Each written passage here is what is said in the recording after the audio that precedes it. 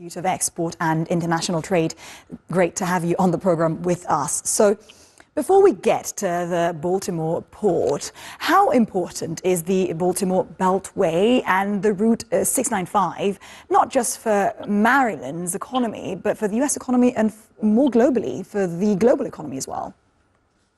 Well, the I-695 links Baltimore up to New York. It's a major transport link for freight using the port, but also for about 35,000 people who regularly cross the bridge. So this is a key infrastructure and link route for freight and people. And its destruction now will have a significant impact both on the residents of Maryland, specifically the residents of Baltimore, but also for those freight lines and industry. Home Depot and Amazon have large distribution centers in the port, which are now going to be impacted. That's interesting. And what sort of repercussions do you expect? And on what sectors? We know the port of Baltimore is also the top U.S. port for the shipment of cars, for instance, exporting for brands such as Nissan, Toyota and General Motors. What sort of consequences are you really expecting? There's going to be a significant disruption now because, well, first you've got ships that are stuck in the port and how are they going to be dealt with?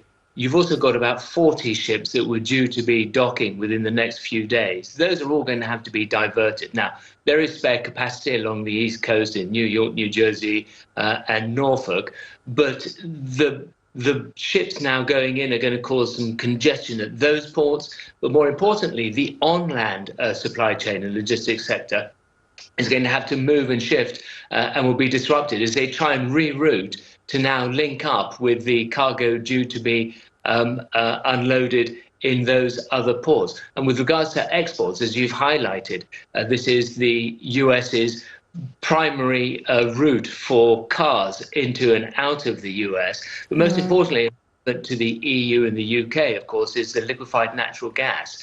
About 500,000 tons of LNG is exported from Baltimore on a monthly basis, and the US is the #1 exporter to UK and the EU for LNG. Right, so as you were saying, the car sector very much in the spotlight for now, and as you were just saying just now, Baltimore is one of the US's top coal exporter, but also smaller amounts of other metals and minerals, as well as liquefied natural gas. Do you expect an impact on prices in the near future or not? Certainly there'll be a short-term disruption that will have some price pressures. You're also going to see the disruption rolling on for weeks, if not months. And this is happening at a time when we've already got constraints with regards to the Panama Canal, and we've got the ongoing attacks taking place in the Red Sea, all of which puts a pressure on prices, causes shrinkflation, and also creates availability problems. Speaking to Institute of Export and International Trade members, they've got a growing concern now about what's happening with the fragile global supply chain. Marco Fagione, great analysis. Great to have you on the program with us. Thank you.